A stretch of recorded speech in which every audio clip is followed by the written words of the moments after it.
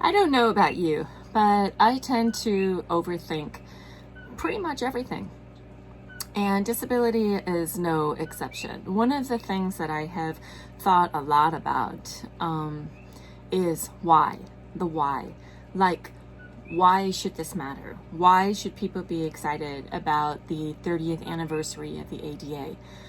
Why does disability matter? Why should you care?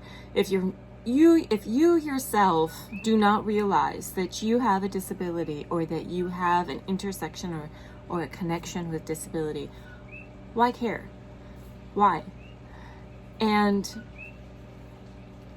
I have two answers for that. I've been still thinking about it. I'm not done with this yet. But as of today, right here, right now, I have two answers about why people should care about disability, why people should care about all this as is going on. And I have my kumbaya answer, and I have my more practical, realistic answer. My kumbaya answer is that we are one human family. We are all made of the same stuff. And we really are like the fingers of a hand. And when you push one down or you suppress one of the fingers of the hand, all are affected.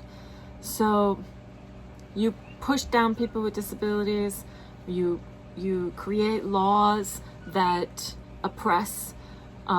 If you are prejudiced and you hold stereotypes against people with disabilities, you end up oppressing everyone with or without a disability.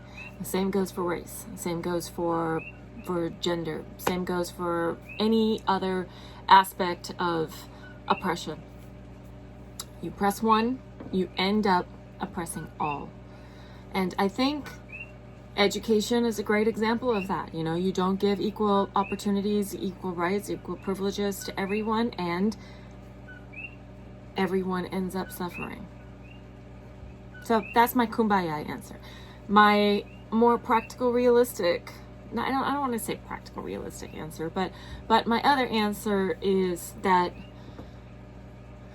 is what we say all the time in the disability community, that it is the only group that you can join at any time. It's the only minority group that anyone can join at any time.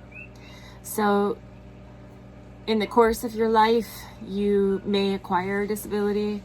You might have a kid who is born disabled or who acquires a disability. You might have a parent who becomes disabled, a spouse, but you're extremely likely to have an intersection with disability at some point in your life. So it makes sense to pay attention to it. It makes sense to get the ramps built before you need them. It makes sense to make sure that the captions are there before you lose your hearing and then you're freaking out because you can't watch TV anymore. It makes sense to have things set in place. Whether or not you personally need them in this point in time, you are likely to need them, or you will know someone who needs them. So it just makes sense to pave the way ahead of time. So about that piece, I'm 47 now, and I'm slowly getting to the place where more and more of my friends are acquiring disabilities, and it's kind of cool. I'm sorry for their learning curves, and I'm sorry for the fact that they've gone through pain and stuff with it, but there are definitely more people joining my club now. And the other thing is that there's a lot of parents of kids with disabilities. So that's something that we see a lot of in the disability community, because when a parent has a kid with a disability, they have these huge aha, moments like, oh, I get it now, and I am gonna, be this advocate, and I'm gonna change the world, and a lot of times they don't kind of stop and take a step back and realize that there's been a lot of work going before they joined.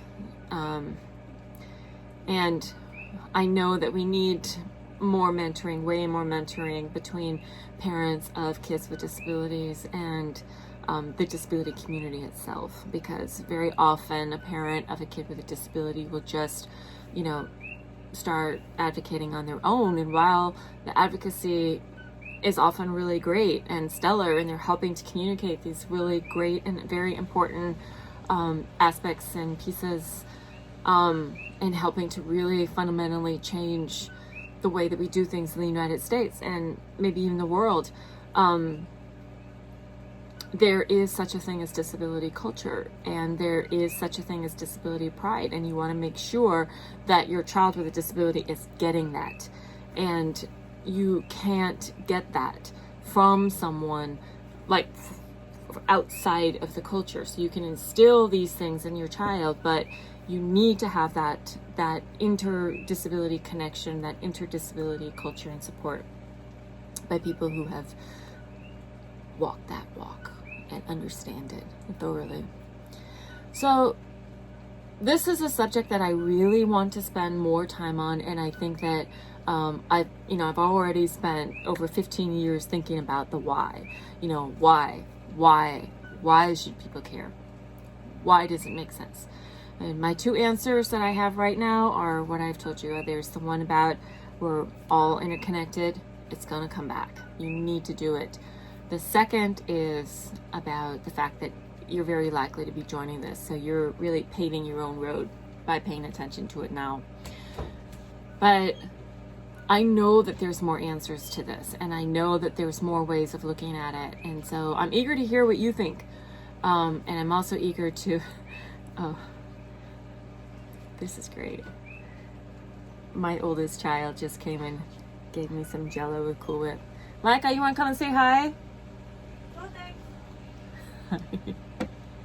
Okay, I'm over now. Oh, I forgot to say, this is Mariah Nichols from Unpacking Disability, and I am celebrating the 30th anniversary of the ADA, and this is this Talk Stories series, which is shaped by disability, hashtag by Pauline from One Leg Up Productions, and I am gonna go and enjoy this Cool Whip now with the Jell-O.